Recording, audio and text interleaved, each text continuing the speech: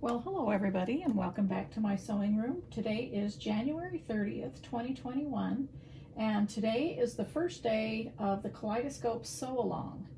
So this is my book Kaleidoscope. Now, did you watch my video last week?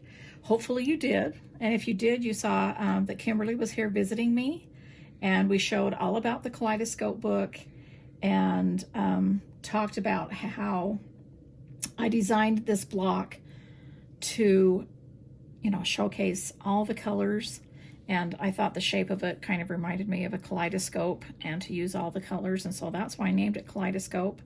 And a lot of times in my books I like to give you options of different block sizes. So in this one I gave you an option of 3 block sizes, and small, medium, and large. The small is an 8-inch block, and the medium is a 12-inch, and the large is a 16-inch. So the 16-inch is what I'll be showing you how I sew today, and Kimberly next Friday is going to be showing how to sew the 8-inch. So this is what the 16-inch blocks look like. You saw these in the opening, and I sewed these out of my new fabric collection, Stitch. I'll show you the fabric in just a minute. There's that one. There's that one. There's that option that I did, and then here's the one I've got going today. And I wanted to show you that size, and then this size, which is the small size. This is the 8-inch, and this is the crib quilt size, or the baby quilt size. So this is the 8-inch block, and this is what Kimberly will be demonstrating next week on her channel. That's the Fat Quarter Shop channel here on YouTube. And so the reason we're concentrating on just these 2 sizes is because I designed this bed runner to use 2 of the block sizes together for the sew along. And so these are the 3 16-inch blocks, and then it takes 4 8-inch blocks. And so, of course you'll need the book to make the blocks and, get the cutting and all of that stuff. But all of this, which is the borders and the sashings and stuff for the bed runner, is free, and you can download that on Fat Quarter Shop's website. And of course I will leave a link here below my video description so that you can know for all the cutting if you want to do that exact same setting. All right, so last week we also did, oh, let me pull these papers out. Okay, last week we also did a giveaway, because I have a cross stitch in here as well. And so we did 3 giveaways, and so I want to announce those.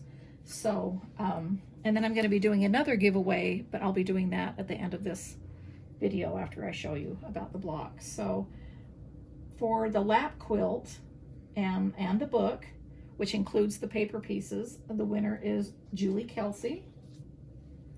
And for the Kaleidoscope bed runner kit and the book is Debbie Watterson. And for the Kaleidoscope book and the pillow kit is Margaret Wright. And for the Kaleidoscope cross stitch,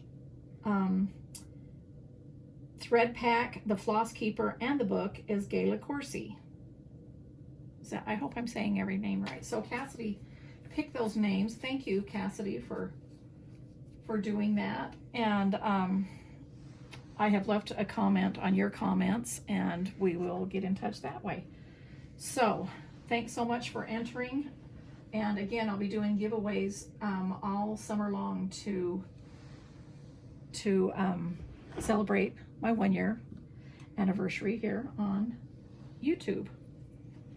All right, so let's just talk about the fabric that I'm using for this block. I decided to use a different fabric than my bee cross stitch, which the entire book is made for my bee cross stitch fabric collection. And it shows you here, right here, all of the SKUs. See, and all of the SKUs used, all of the colors. And so that you know how to identify all of those colors. Those happy rainbow of colors. That was so fun. But because I always like to show you something different, and because Kimberly already did her Kaleidoscope bed runner in the bee cross stitch, I wanted to do it in my stitch fabric, which this is what it looks like. This is brand new. It just hit the warehouse a little bit ago, and it's shipping to quilt shops now. I'm loving it. I'll be doing my sew along, my happy place sew along with this fabric, and I just thought it would be really fun to do these Kaleidoscope blocks in stitch as well. Now, the background fabric I'm using, this is pre-yardage. This is not available yet, but this is my fabric called Stitches, and it goes perfectly well with stitch. Look how fun that is. So I just designed this with little sewing machine stitches because I thought that would be really fun. Now this collection is really going to be a fun collection. The collection that this is included in is called Hush. And it is a lot of us Riley Blake designers got together and did one low volume or background fabric and put in the collection. So it's comprised of a lot of us Riley Blake designers, and that's really fun to be able to do something, you know, with them and work with them. And so this was my contribution to the collection called Stitches. And so that's what I'm going to be using. And again, it's available in September, I believe. Okay. All right, so let's start working on the 16-inch block. So what I've done here is I've done several sections and already put them together, but I haven't put the block together. So what this block consists of is this center block here. It's kind of like there's three separate parts in this block. This center part right here, which I've sewn these rows together, and these are just half square triangles. All of the half square triangles in this block are all the same size. We cut them all the same size, and so I'll just be sewing those together. So that's the center block right there.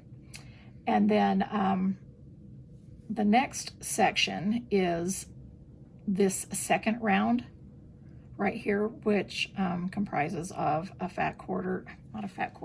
flying geese and two half square triangles. And then that goes all the way around. But instead of sewing it in rows, I think it's easier to do it this way in sections, and that's how I put it in the book as well. And then we have the outside surrounding row that I did in yellow, and it has two flying geese.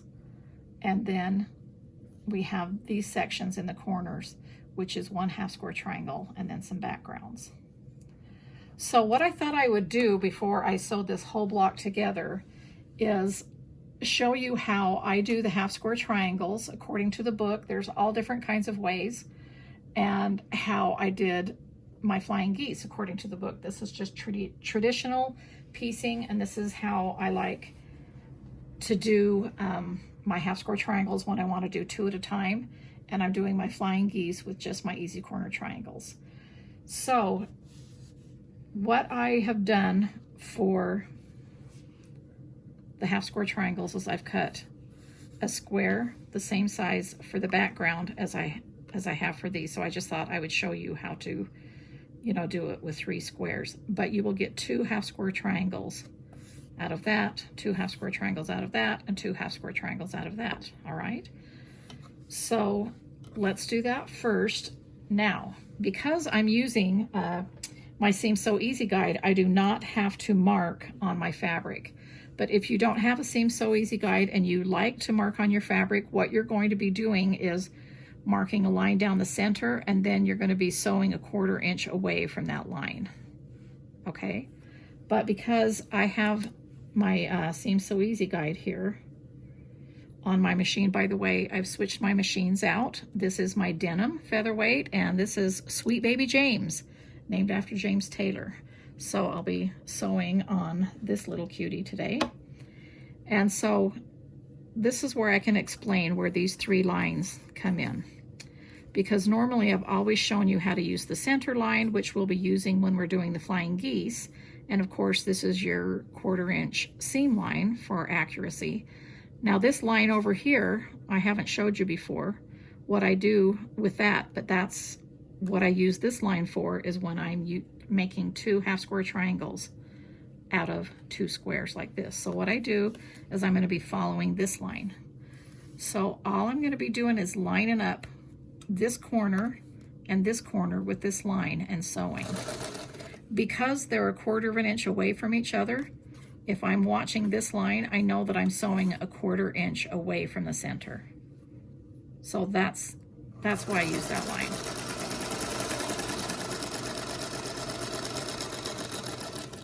Now let me just run another one through, right sides together, line them up as easy as you can. Now also I wanted to tell you, before I continue sewing, I have given you the instructions to cut out the squares the exact same size that you need to, so that they finish exactly right. But sometimes I like to cut mine like 1/8 of an inch bigger or 1/4 of an inch bigger than I tell you in the book, or that calls for in any pattern or book. And then I can trim down and square it up if I want to. So for these squares, I did cut these 1/8 inch bigger than I told you in the book. And then I'll be showing you how I trim those down for accuracy. Okay, so then I just feed these through, following this line the whole time, ignoring these 2 at this point. I'm going to feed the last one in.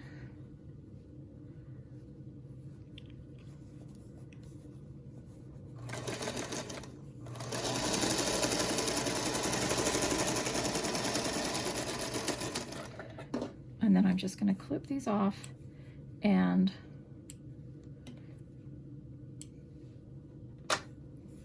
turn it around. See, I've already sewn right here.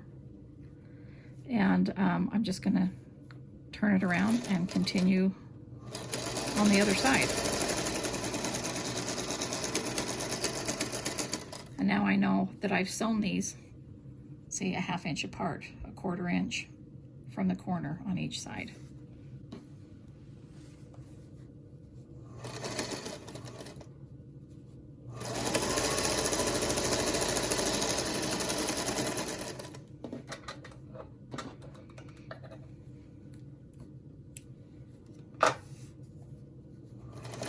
Okay, so here's my last one.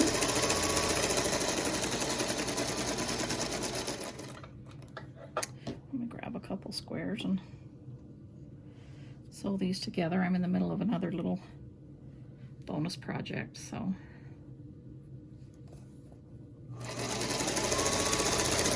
might as well get those sewn together. All right, so at this point I take them over to the iron here, and I like to just set my seams so it's nice and flat and smooth real quickly. I also not only switched out my machine, but I switched out my iron here. I still use a lot of vintage irons. This one happens to be American Beauty, but every once in a while I like to switch out my irons. I have quite a collection of those as well, which you've seen in my video that I've shown you before about my irons. Okay, so what I do is now I just cut these apart. You can use the rotary if you want, but I find it's just as quick just to grab my my large pair of dressmaker scissors. I love these blades and how long they are, and I just cut them apart because it doesn't have to be cut apart exactly, you know, in the center, because it's already sewn, so you don't have to worry about that. Now at this point, this is where I trim these up, okay? So let me set this up here. Grab my little cutting mat, and let's see, a rotary over here. So what I do here is when I'm trimming, just kind of push that out of the way so you can see. Can you see? Mm-hmm. All right. So I'm going to be using my 2.5 inch Trim-It ruler. And I love this, my Trim-It rulers, because you can see the 2 inches is inside this window. That's the finished size. And this is the 1/4 inch around. And so these are for trimming up blocks so that you can trim them during the sewing process so that they will go together correctly in your quilt. Now there's 2 ways you can do this. You can open it up and press the seams open, which I'm going to eventually press the seams open. You can open it up, press the seams open, line that center line up there and see that little excess fabric, because I cut an eighth of an inch bigger, and then just trim all the way around it, okay? But what I like to do, which I think is even more accurate, is I like to press them after I've trimmed it up. And I just lay that down and see this stitch line right there. I don't know which one you can see it the best on. Maybe that. I should have used a different color thread, but you can see the stitch line right there. And what you're gonna do is you're gonna line up this corner to corner denim line right directly on that stitch line, okay? So you're gonna put it there so that that goes right where you've stitched, and then you know that the excess all the way around it is what you trim. So this way you don't have to trim all the way around, and it's more accurate because you're going right from your stitched line. Either way is going to be accurate. I just think this is faster. And then I go ahead and just trim those corners off. And then I'm going to go over here and press it open. I usually do these all at the same, time at the same step, but I just kind of wanted to show you. And then I can throw the clapper on there to let it cool down, and that's what I do. I just continue going on and trimming these, and so I'm going to go ahead and finish these up.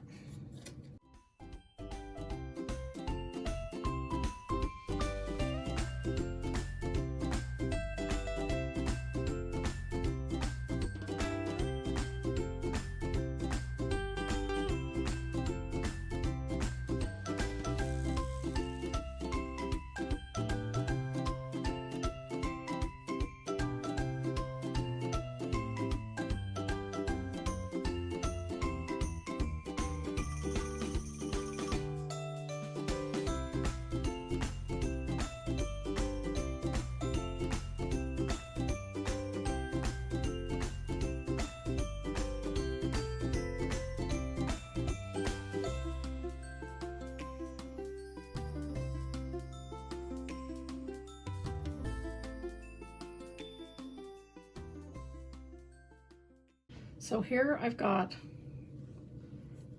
half square triangles. They're all the same. They've all trimmed up to 2.5. Okay, and they're perfectly accurate. And I love that. You can just lay that right on there and see that that is exact all the way around. And more importantly, you can see, because of this line, you can see the color on that side, the color on this side, and that's how you can trim it up to make it accurate, instead of just making it 2.5 inches, but it's not really half and half. It could be, the print could be over on one side more than the other when you go to trim. So I love that method. That's how I did all of the half square triangles for this whole block. And of course, you can do that for other blocks too. That's what I do. I use these all the time, and I love making 2 half square triangles at the same time. And so now I will show you how I do the flying geese. So now you've seen me do this method many times before, and this is where I'm just following this center line right here, and I'm just laying the square down corner to corner, and I'm starting sewing right on the corner, and then I'm following this center line.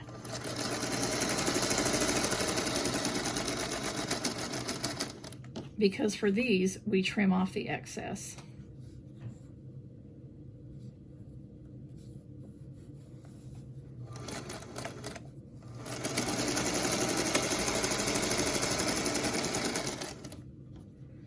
So I thought I'd just do like 4 flying geese to show you how I do that.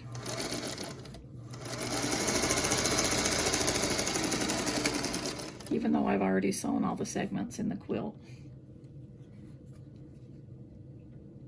So I'm just going to do one side for the flying geese,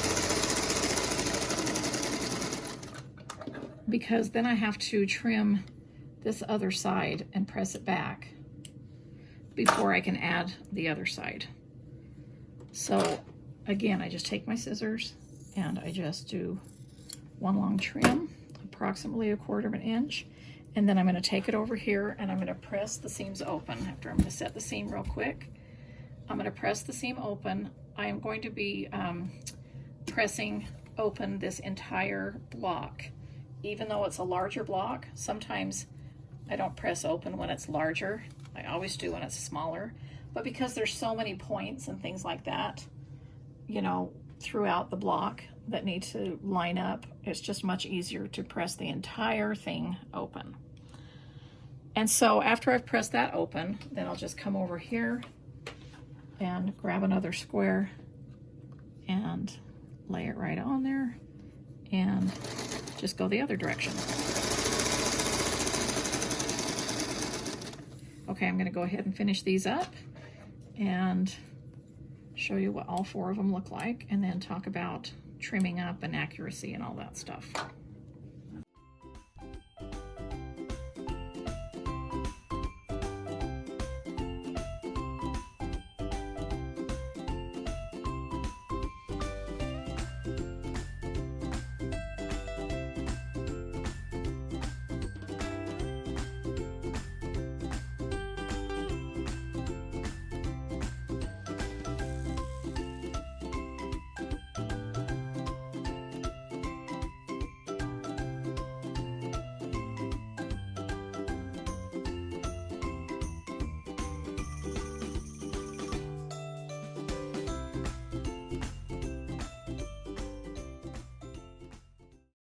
All right, so here we are with the flying geese here, and I just want to show you something before I talked about squaring them up or trimming them up. But so you know how I showed you how you can.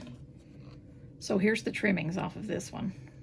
By the time I fold it like this, I had already pressed it, but I showed you what it would look like if I took the trimmings and sewn a 1/4 inch seam, and then I come over here and I press it in half. Not in half, open, seams open. You know what I mean. It's a half square triangle. And then by the time you trim these off, I mean, you literally could use this small of a piece, but I don't normally save them this small just because of this.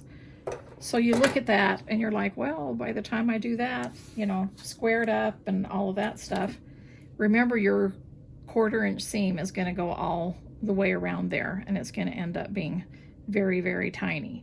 Now, I use these tiny pieces in my picture blocks a lot, but I never make a whole entire quilt out of just a 1 inch square, half square triangle. And so that's why I don't save these pieces. But of course, that's up to you.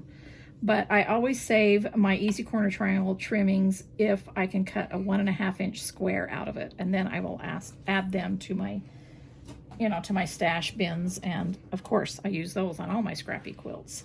So I just kind of wanted to show you that. All right, so at this point, what I do with these, now these are supposed to measure 2.5 inches tall by 4.5 inches wide. And so here's my 4.5 inch trim it ruler. So even though these are rectangle, I still use this as my flying geese, because when you lay this up right here, so you can see that you can lay those lines right there where your flying goose is supposed to be. And you can see that that is accurate and nothing needs to be trimmed off on this side. That's perfect. And you can flip it around and do the same thing by using the top half of the ruler. Line it up exactly onto those lines and see, you know, if you need to trim anything off on the other side, but you don't. It looks great. Okay, it looks great on both sides. And then I just go ahead and do that with the yellow. So if the point's up this way, I just bring it up here. This shows what your 1/4 inch seam will look like when you've sewn this whole thing, this whole window to this point right here will show your flying geese. So I think that's a pretty accurate method, but sometimes when you're sewing, you can maybe go a little bit crooked if you wasn't paying attention or something, and this might hang over a little bit, and it's easy just to trim that off. It's not a big deal. So I use my trim it rulers for all of that kind of stuff, just when I need to. I don't hold it up to every one of them and try them out. I just, if I look at it and I think something's off with it, then I may trim it off. You can also hold it this way. See how this is straight across here? You can hold it this way and just see if it's straight across the top, and see that little teeny thing that hangs off. I mean, I'm talking it's very minuscule, but you could easily trim that off so that it's straight. So that's how I do my flying geese, this method. I know it's kind of a long explanation, and it really doesn't take that long. I just did it slow so I could, you know, talk about every little thing and tell you the what's and whys of how I do things. But now that we have this flying goose, these half square triangles, then this is how you lay out your block. And so what I'm going to do now is make this center block, and then I'm going to sew these together in a row first, and then I'll sew this bottom to this top to be this section right here. And after I've sewn that together, I basically have a 9 patch again. So because I have 1, 2, 3, 4, 5, 6, 7, 8, 9 patches to sew together. And how I'll sew that together is exactly how I'm sewing this together. Sew into 3 rows, and then sew those 3 rows together. And I will press my seams open throughout the whole block, and I'll show you the back of my block when I'm finished. Okay, so I will be right back. All right, so look at that. Here we have the 16-inch Kaleidoscope block all finished. And let me show you the back. So I pressed it all open, and I can even take it and, you know, press it more and put the clappers on there. This is the point where I'm going to take my seam roller, and I'll roll it out and put the clappers on and really get it flat. But wanted you to see what it looks like all put together. I really love it. And I love this way of doing flying geese. I hope you enjoyed that method. And the easy square triangles, doing 2 at a time. I like to use this method when I'm doing half square triangles that the fabric, you know, needs to match. So when I'm sewing scrappy half square triangles, sometimes I'll just cut 2 squares, sew from corner to corner, and trim off the excess for scrap quilts. But you know, as I've said before, you're the boss of your own quilt, so that means you're the boss of your own method, and you can decide which method you'd like to do. Now, next week, Kimberly's going to be showing how to do the paper piecing method for the 8-inch blocks. And so that's really fun. And you could totally, just like we said last week in my video, you could do my method with the 16-inch block and do the 8-inch block in the paper piecing method. They're both accurate. They would both go together in the runner, and that would be awesome. So now I have 4 of these blocks, and because I said in last week's video I'm going to be putting the queen size quilt on my bed, so I'm probably not going to do the runner for my bed because I'm going to have that quilt on my bed. So I think I'm going to do a table topper here. Let me just stand up here real quick and put these blocks out here, because I really think that if I put 4 blocks together, I don't know, can you see that if I line it out like that?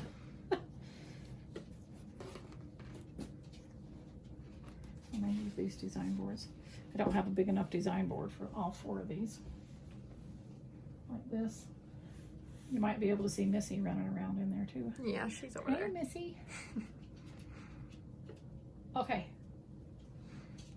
See, won't that be a cute table topper? This has been really fun sewing with this background fabric too. It's kind of fun. This Stitches fabric, I don't want to confuse you because that's in the Hush collection, and this is my Stitch fabric collection, but the actual print is called Stitches.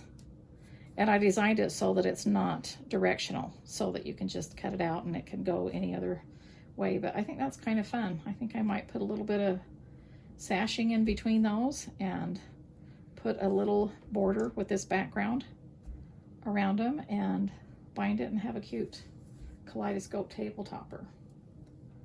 All right, so, and again, I'll have all of the information for the downloads here. But let's talk about the giveaways for this week. So I've had some new things come in because it's just all the stuff from Stitch is starting to trickle in. So for one person, here, let me take these. I'm just doing a giveaway, but these are all my design boards. See, these from Stitch. This is a large one, and this is the other large one. So I love that. Love having all those new colors.